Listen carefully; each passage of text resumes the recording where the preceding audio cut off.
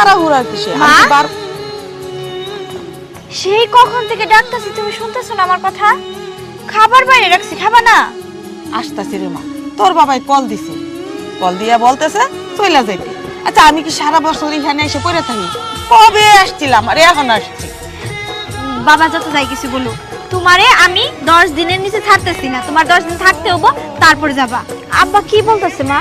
আসলে মা, তোর বাবার কিছু টাকার দরকার ছিল, সেই জন্যই আমার এই বাড়িতে পাঠাইছে। মা তুমি আসলে একটা পাগল। তুমি কি বলতেছো না বলতেছো? টাকা যদি আমার কাছে নাও থাকে, আমি তোমার টাকার ব্যবস্থা করে দেবো। এই কথাটা তুমি আমার আগে বলবা না, আজকে বলতেছো? আমার হাতে তো এই মুহূর্তে টাকা নাই। আচ্ছা দেখি টাকার একটা ব্যবস্থা হয়ে যাক। তোর বাবার 20,000 টাকার খুব জরুরি দরকার। তোমার জামাই তো বাড়িতে নাই, তোমার জামাই আসুক, তারপর তোমার জামাইয়ের কাছ থেকে টাকা নিয়ে আমি তোমার টাকা দিতেছি। তুই জামাই বাবাজির সাথে কথা বইলা দে, টাকা আছে কিনা। যদি 20,000 টাকা আমারে দিত, তাহলে তোর আব্বার খুবই উপকার হতো। মা বললাম তো, কোনো চিন্তা করো না। তোমার জামাই বাসায় আসুক, শুধু 20,000 টাকা কেন, যদি আরো বেশি লাগে আরো বেশি ব্যবস্থা করে দিব।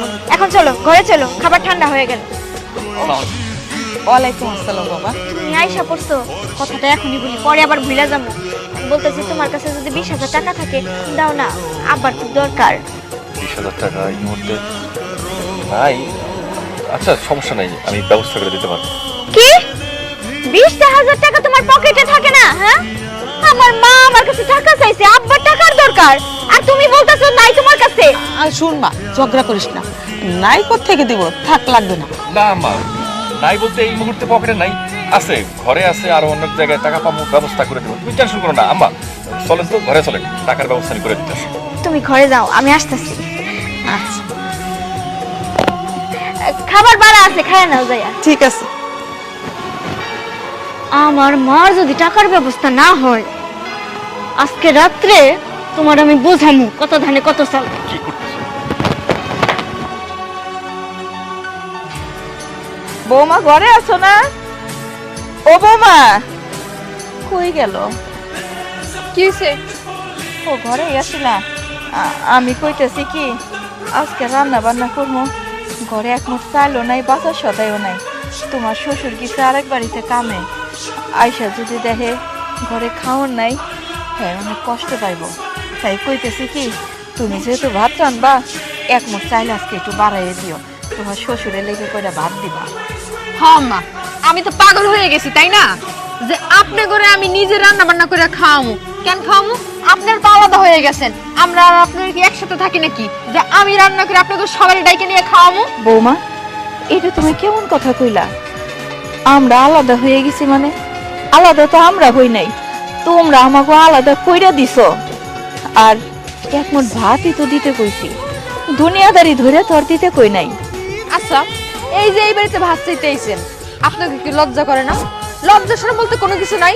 এক কাজ করেন না, আর এক পোলার কাছে যান। তা তো যান না, কি ওই পোলার কাছে যাইতে কি লজ্জা করে? আমার পোলা কামাই করে, পোলার ইনকামে টাকা কি আমরা খাইতে পারবো না? একমুঠ ভাতও কি তুমি আমাকে দিতে পারবে না?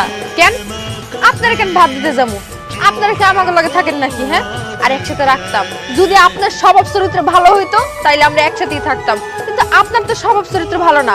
আমার স্বামী এত কষ্ট করে পরিশ্রম করে আপনাকে কি বহাই বই খাওয়াইবো নাকি? না বৌমা, শরম করে না।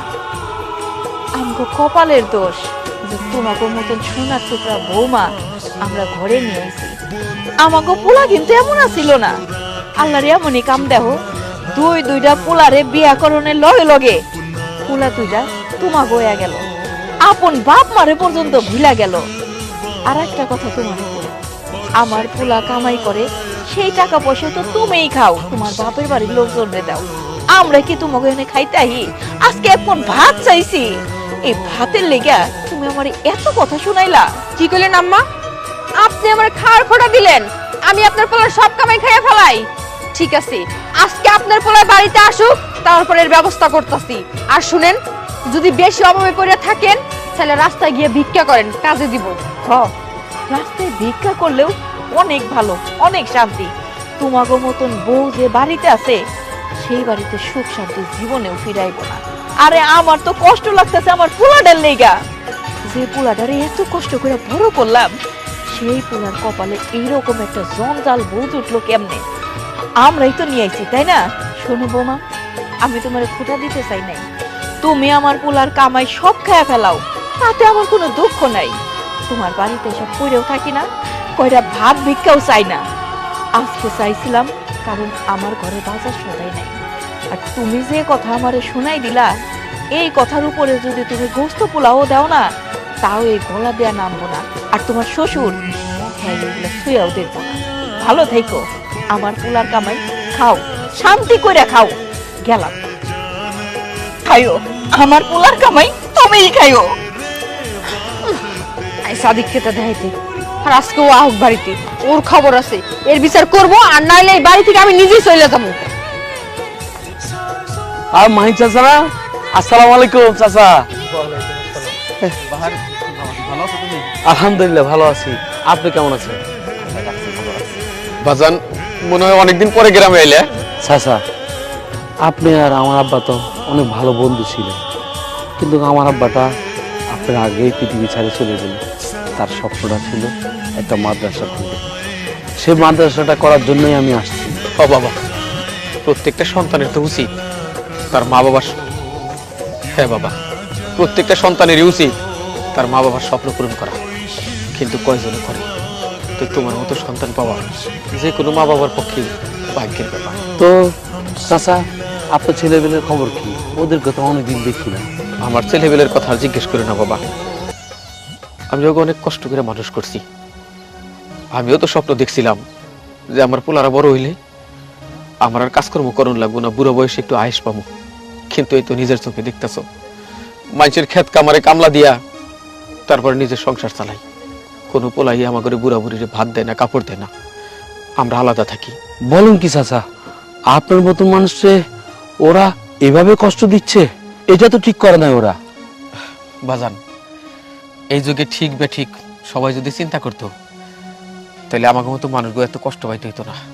তো যাকে বাদ দাও এসব, মাদ্রাসা করো, আমি যাবনি এক সময়।